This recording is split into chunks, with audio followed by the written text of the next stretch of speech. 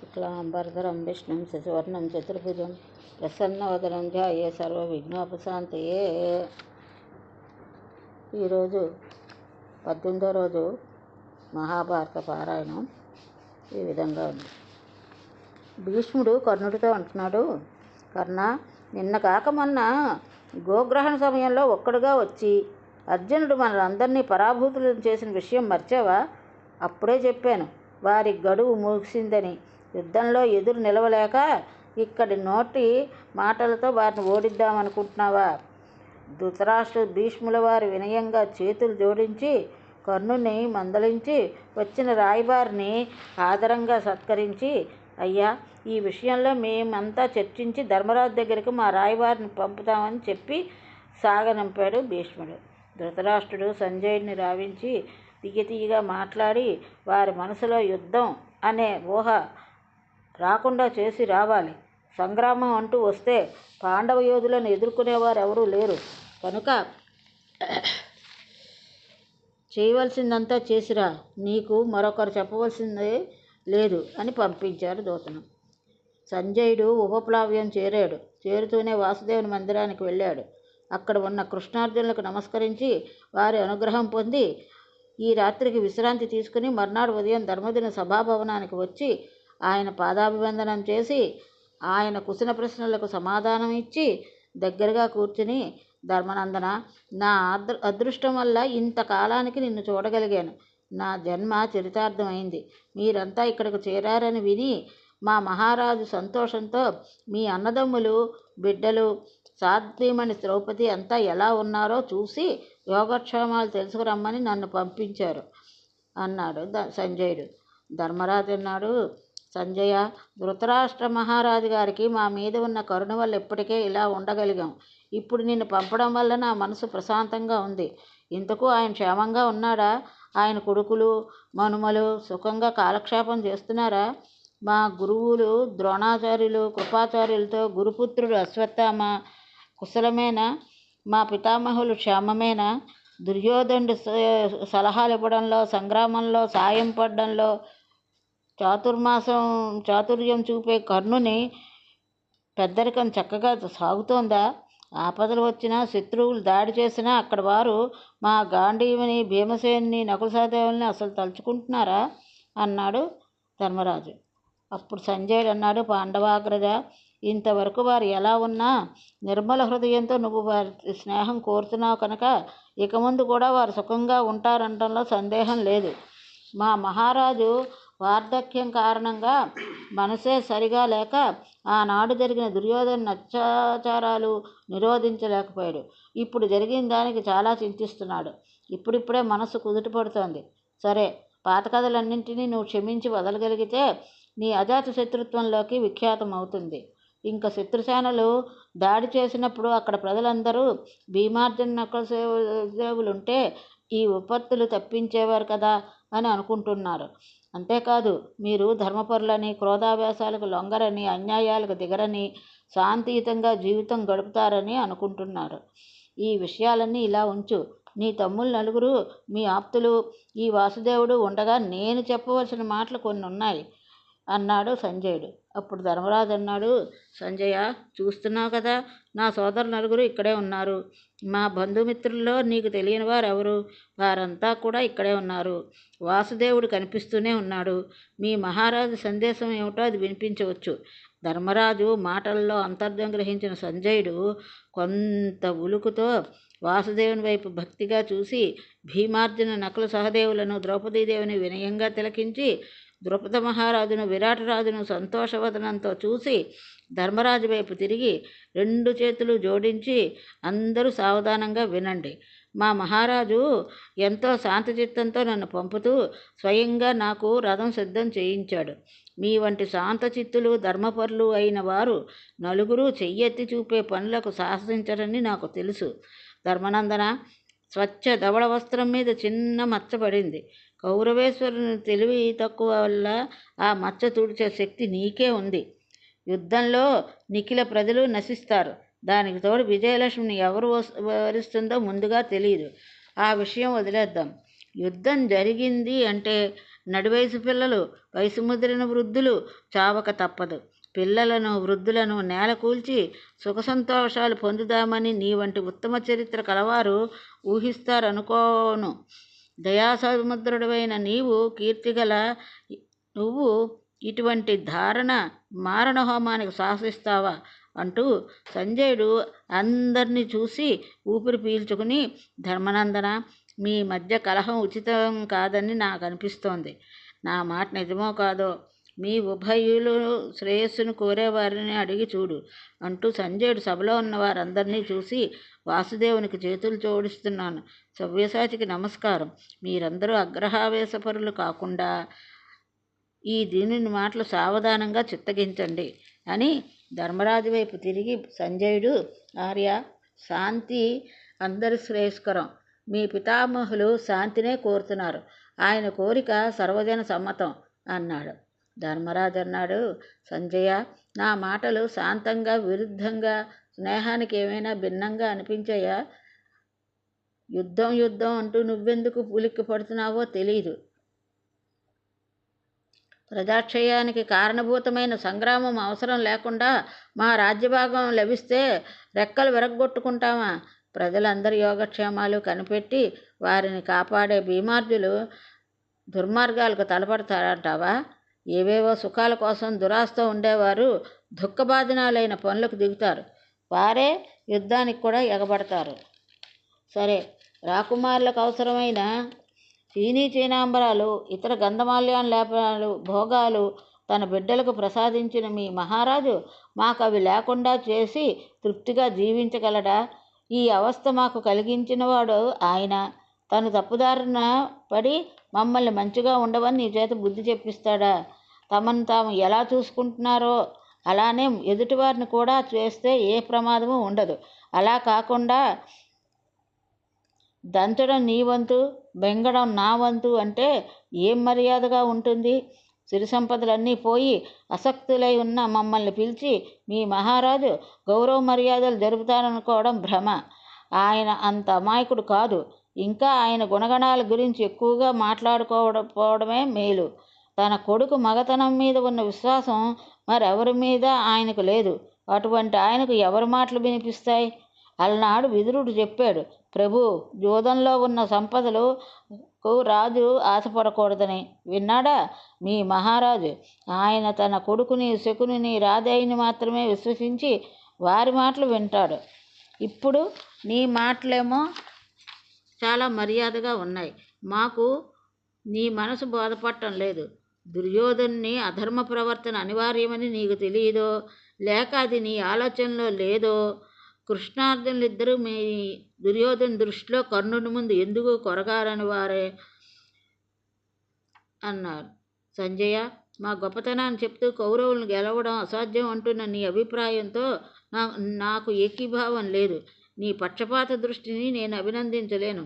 మా అర్జునుని గాంధీవ ధనుష్టాంకారం, భీమసేనుని గదాదండచాలనం, నకుల సహదేవుల పరాక్రమం తమ బంధుమిత్రులు నేల కూలుస్తూ ఉంటే తప్ప వారికి మా శక్తి తెలియదు. యుద్ధంలో వారిని మేము జయించలేం అంటున్నారు. కాసేపు ఆ మాట విడిచిపెట్టు. సద్గుణ శోభితుడు నువ్వు వచ్చి మా ఆవేశాన్ని కొంత తగ్గించావు. కాగా పోగా ఇంతవరకు మీ వారు చేసిన అవమానాలన్నీ మేము భరించి విషయం నీకు తెలియంది కాదు. మేమే అన్యాయానికి ఏనాడు దిగం. మర్యాదగా మమ్మల్ని పిలిచి మా రాజ్యం మాకు ఇచ్చేస్తే వారికి న్యాయం కాదా అంటూ సంజయ్ని ప్రశ్నించాడు ధర్మరాజు. ధర్మనందన, ఎవరెన్ని చేసినా సహించే క్షమాగుణం నీకుంది కనుకనే మరొక్క మాట చెప్పాలనుకుంటున్నాను. నీ దృష్టిలో అహింసను మించిన ఉత్తమ ధర్మం లేదని లోకం అంతా మెచ్చుకుంటోంది. మా మహారాజు బిడ్డలు దుర్బుద్ధితో మీ రాజ్యం భాగం మీకు ఇవ్వారనే అనుకుందాం. అయినా యుద్ధం చేసి రక్తకూడు తినడం కంటే భిక్షాటన చేసుకుని జీవించడం మీ సత్ప్రవర్తనకు మేలు కాదంటారా? రాజసూయాగం చేసి వేదవేత్తలను తృప్తిపరిచావు. దేవగణాల చేత అభినందనలు పొంది ఇంద్రియ నిగ్రహంతో, శాంతచిత్తంతో నిఖిల జనుల హృదయాల్ని అలరించావు. అటువంటి సత్పురుషుడమైన నువ్వు యుద్ధానికి, హింసకు ఒడిగట్టావనే అపనిందకు తల వంచుతావా? వారు మోసంతో జూతం సాగించి అంతగా అవమానించినా భరించి వారి క్రూర ప్రవర్తిని ప్రపంచమంతటా నిందించేటట్లు చేసి అడవుల్లో నానాయాతనలో ఎందుకు పడ్డావు? ఊరిం వల్లే కదా. ఇన్నాళ్ళు క్షమాగుణ సంపన్నుడుగా లోకంచేత కీర్తించబడి ఈనాడు సంగ్రామానికి దిగి ఆత్మీయులను, ఆర్యులను, గురువులను సంహరించి అపఖ్యాతి పాలు కావడం ఉచితమా? క్షీరసాగర మదన వేళ పుట్టినటువంటి హాలాహలం పరమశివుడు తప్ప మరెవరూ సుఖంగా పుచ్చుకోలేరు. అంతటి శక్తిశాలివి నువ్వు అన్నాడు సంజయుడు.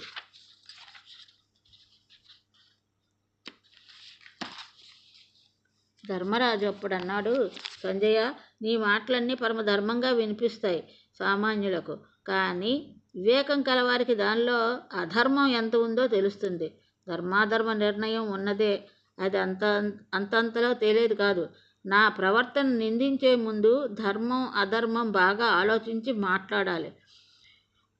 నీ మాట ప్రకారం క్రోధం మంచిది కాదని, అహింస ఉత్తమ ధర్మం అని అందరూ అంగీకరిస్తారు. అయితే వంశనాశనానికి దారితీసే వారిని, లోక కళ్యాణానికి హాని చేకూర్చే వారిని సంహరించడం పరమధర్మం అని ఆర్యులు చెప్తున్నారు. యుద్ధం క్షత్రియ ధర్మం కాదని అనగలవా? ఇది ధర్మం, ఇది అధర్మం అని నిర్ణయించి చెప్పగలవా? వాసుదేవుడు మన దగ్గరే ఉన్నాడు. ఆయన ఎంతటివాడో ఎరగనివాడు కాదే. ఆయన మాటే మాకు శిరోధార్యం అన్నాడు ధర్మరాజు. అప్పుడు శ్రీకృష్ణుడు అన్నాడు, సంజయ, నేను పాండవుల యోగక్షేమాలు కోరతానన్న మాట వాస్తవం. అంత మాత్రాన కౌరవులకు కీడు కోరుతున్నానని అనుకోకు. మీ మహారాజు కొడుకులతో మనుమలతో సుఖంగా ఉండాలనే దృష్టితో ఇంతవరకు నేను కలుగజేసుకోలేదు. పైగా ఈ వ్యవహారం పరిష్కరించడానికి నీ వంటి సజ్జనుని పంపించినందుకు నాకు చాలా సంతోషంగా ఉంది.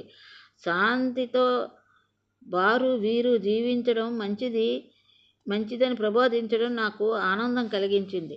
అయితే ధర్మరాజు మాటలు విన్న తరువాయి సంధికి అవకాశం ఉంటుందని నాకు తోచటం లేదు. దానికి కారణమూ లేకపోలేదు. మీ దుర్యోధనుడు మదోన్మత్తుడు సరే, మీ మహారాజు గుండెలోతులేమిటో మనకు తెలియను కాదు.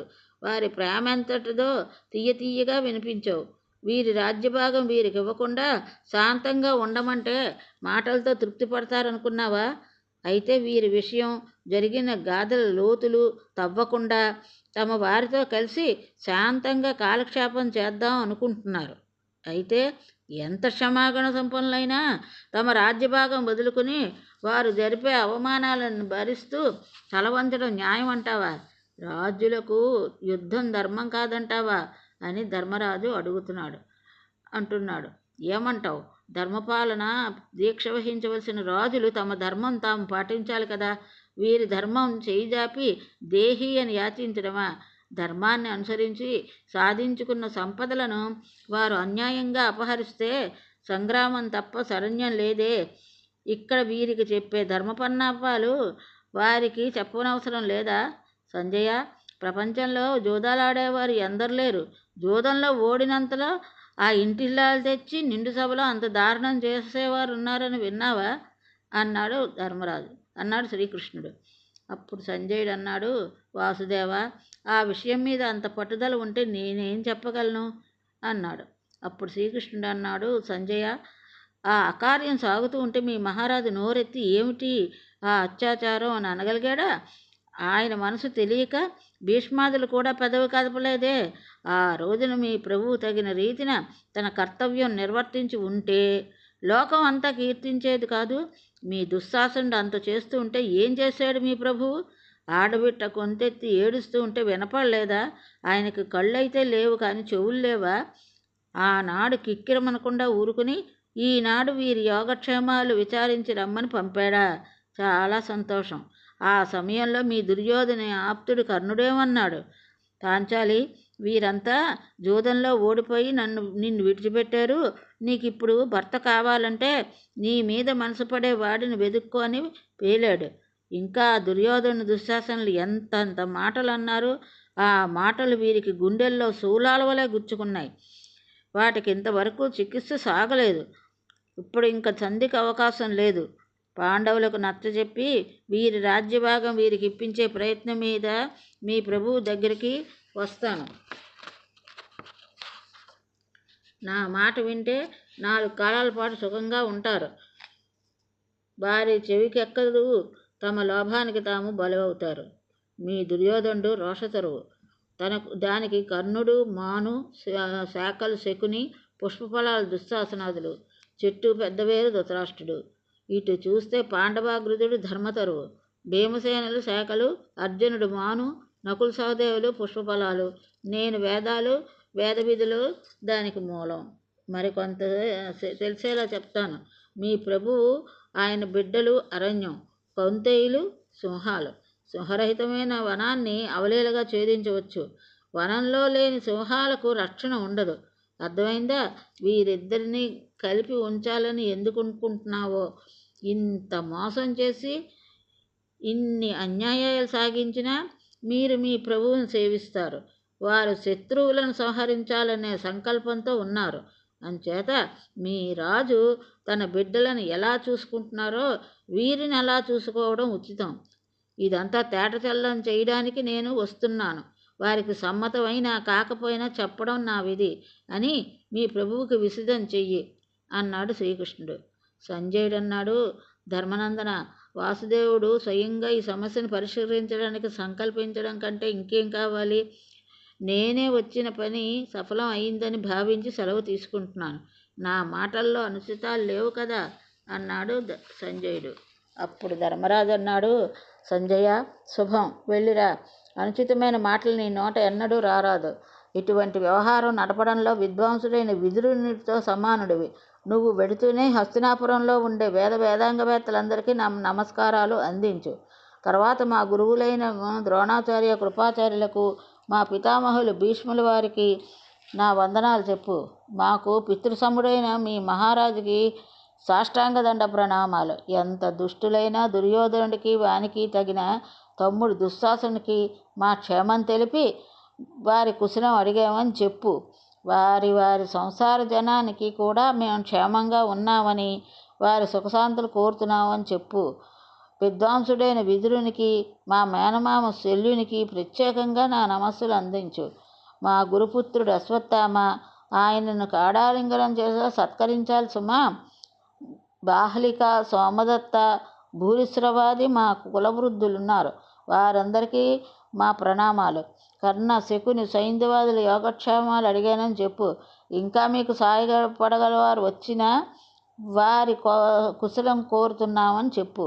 వీరితో పాటు మా కురువంశాన్ని చిరంకాలం సేవ చేస్తూ విశ్వాసంతో ఉండే సేవకీజనుల యోగక్షేమాలు కూడా కోరుతున్నామని చెప్పు. మా పితామహులు భీష్ముల వారితో ఒక్క మాట మరవకుండా చెప్పు. ఈ కురువంశం అంతమయ్యే సమయంలో దీన్ని రక్షించవలసిన గౌరవం నీకు దక్కింది. ఇప్పుడు ఈ వంశం అంతరించే ప్రమాదంలో ఉంది. అది రాకుండా చూడగలిగితే అందరూ నిన్ను అభినందిస్తారు అని నా మాటగా నివేదించు. ఇంతవరకు జరిగిన అత్యాచారాలు, అవమానాలు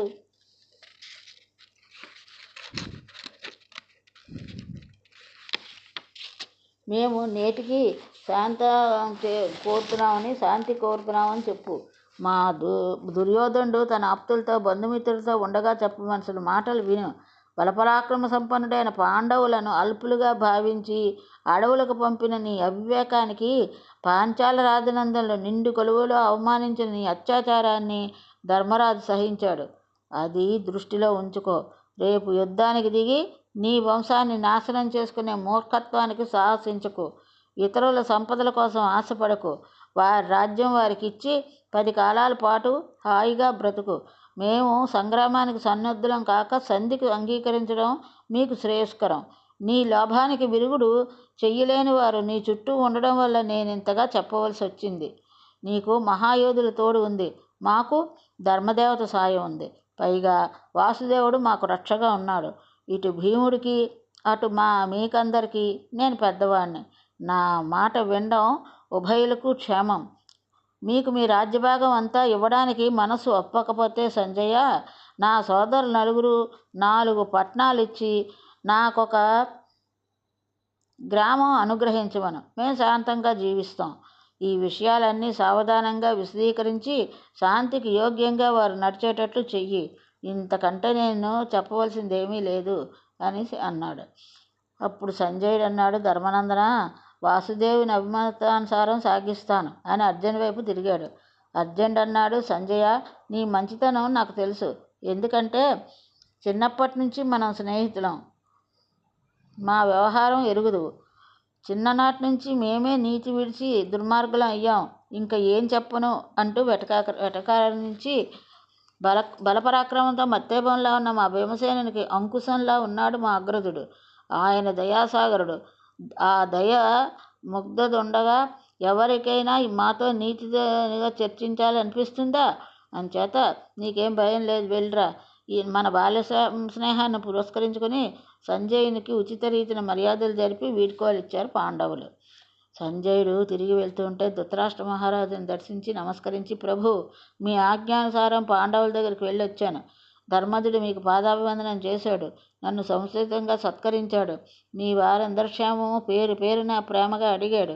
ప్రభు, మీ అనుగ్రహ విశేషాల వల్ల మేమంతంగా కుశలంగా ఉన్నామని చెప్పమన్నాడు. అంతేకాదు మహారాజా, ధర్మం కంటే దేని మీద పాండవాగ్రజుని మనసు నిలవటం లేదు. బాగా ఆలోచించి చూస్తే అంతకంటే శాంతి సందాయకం ఏముంది? మానవ ప్రయత్నం కంటే దైవమే బలీయం అని వారి విశ్వాసం. పుణ్యపాపాలు రెండు నీ నెత్తి మీద పెట్టాడు. తమరేమో పుత్రవ్యామోహంతో కర్ణుని శకుని చేరదీసి మంత్రాంగం సాగిస్తున్నారు. కట్టుకున్న భార్య కన్నబిడ్డలు లేనివారు తప్ప హాయిగా కూర్చోబెట్టి తిండి పెడుతూ ఉంటే ఇటువంటి అన్యాయాలు చూస్తూ ఊరుకుంటారా? లోకంలో రాజులు ఎవరికి బిడ్డలు లేరా? ఉంటే వారు అకార్యాలు చేసి అన్యాయాలు సాగిస్తూ ఉంటే చూస్తూ ఊరుకుంటారా? ఈ ప్రపంచం అంతటా మిమ్మల్ని తిట్టే తిట్లు వినలేక చెవులు చిల్లులు పడి చీములు కారుతున్నాయి. మీ బిడ్డలు శకుని ఎలా ఆడిస్తే అలా ఆడే బొమ్మ మీరు. పాండవులు ఆగ్రహంతో రంగంలోకి దిగేంతవరకే మీ ఆటలు. దిగినాడు మన ఆటకట్టు. వారి సహనాన్ని మనం ఏమనుకుంటున్నామో నిజం ఆలోచిస్తే వారిని ఎదుర్కోవడం పొట్టేలు కొండను ఢీకోవడమే అన్నాడు సంజయుడు. ఇది ఈరోజు పారాయణం. ఇంతటితో